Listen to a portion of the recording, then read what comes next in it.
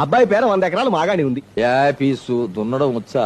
అబ్బాయి ఎందుకు కష్టపడుతున్నానండి, 10 ట్రాక్టర్లు ఉన్నాయి. ఇంకా యాపీసు తోలడం వచ్చా?